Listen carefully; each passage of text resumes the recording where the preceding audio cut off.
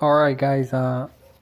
Yesterday when I was on my way to work, I my check engine light came on my 2013 Dodge Ram 1500 RT, and I plugged in my OBD2 and it gave me a code of P018C, um, and it's the fuel pressure sensor B. Now, I went on to I called the dealership to see if they had it in stock, and they did. They had one for $137. I know Amazon had it, or eBay, or other stores online had it, but I didn't want to wait that long. I didn't want to be driving the truck with that check engine light on. I don't know if it affects it or not, but I just don't want to take the chance. So this is what the part looks like. This is the new fuel pressure sensor. As you can see, it has two tabs.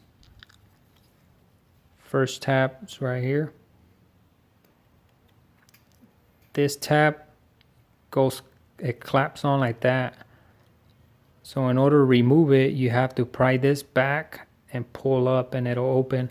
And then you want to get a screwdriver somehow in there and pry it down. Once you pry it down like that, then you got to pull. On the other side, it's almost similar. Has a blue tab. That's going to be facing the firewall on the back. I'll show you right now where exactly is that sensor on the fuel rail. You want to do the same thing. You want to put a flat head screwdriver there, a small one or something, pull down, and once it clicks out, then you want to pull out. Before you do that, remember to disconnect the wire harness from there. I'm going to show you the steps first on what to do before removing the old sensor. What you want to do before you start is you want to depressurize your fuel system. And now, in order to do that, you're going to want to get the other flashlight. See, I was looking online to see if somebody would be able to do that so I can have an idea on how to do it. You want to put a towel so you won't scratch your truck or whatever. It all depends on how you keep your truck. To depressurize your fuel system, what you're going to do is open the fuel tank, remove the cap, and just leave it hanging. Now that will take the pressure off the lines, but you also want to do two more steps. You're going to come over here to your fuse box. You're going to open it and you're going to look for relay K5. As you can see, K5, it's right there. K5, can you see it? That's the one relay you want to remove. That is for your ASD. Has to do with providing fuel to your pump and stuff. Once you find that relay will be, as you can see, man, it's hard to hold the thing. As you can see, the K5 relay or ASD will be on back of this 25 amp long fuse. It'll be the one on back of it, or the first one of these. It'll be on back right there. You want to disconnect it, pull it out, set it aside. I set it aside.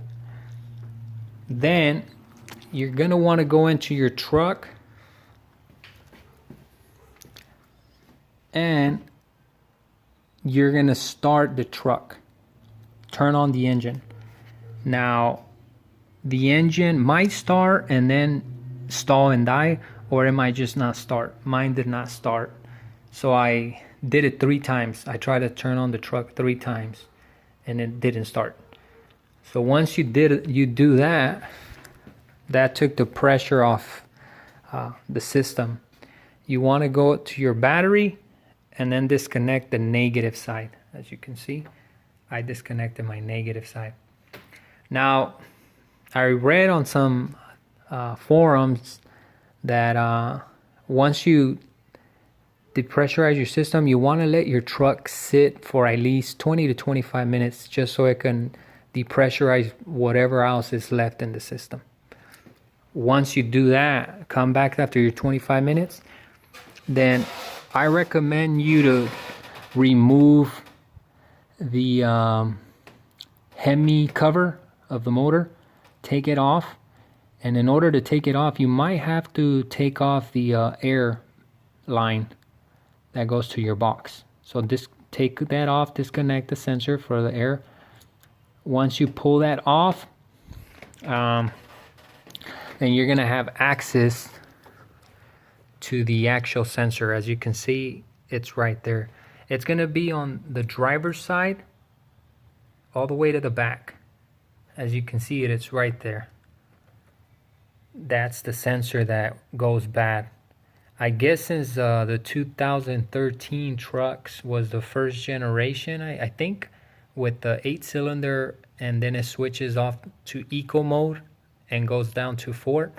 I guess since it was the first generation, that sensor's been going out on them. My truck only has 40,000 miles. It's a 2013. So it gave me the check engine light. So now I'm gonna replace that sensor. I've never done it before, but I'm gonna try to do it as best as I can. When you're gonna remove that sensor, make sure you put a rag on the bottom.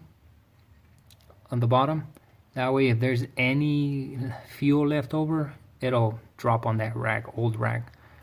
As you can see, I already took one of the top clips off. It's kind of hard. See, I took one off. Now I'm gonna try to pry down and then remove it, and then I'm gonna go back all the way to the back as the other piece. I wish I had a better picture, but it's right there. It's hard to get it in there.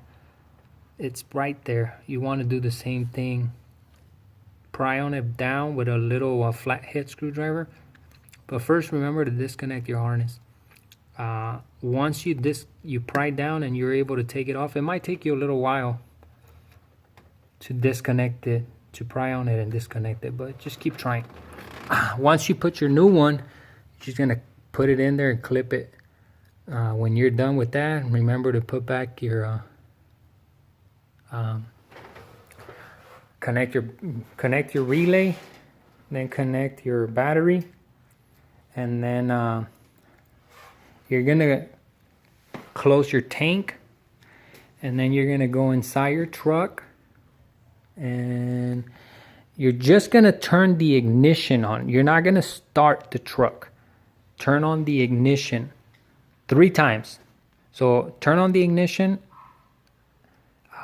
leave it for 3 to 4 seconds, turn off the truck, the ignition, turn on the ignition again, 3 to 4 seconds, turn off the ignition, turn on the ignition again for 3 to 4 seconds, turn it off, and then at the 4th, turn on the actual truck. That should pressurize your system again. Of course, by that time you already put your air tube and your well, just your air tube, because you still need to see if there's any leaks before you actually put the cover. Well, that's the video I wanted to show you. Hopefully somebody finds it helpful. I try to explain it the best way I can. Like I said, I've never done it, so I'm actually going to try to remove that sensor myself. Hopefully it comes out easy. Anyways, that's it for me.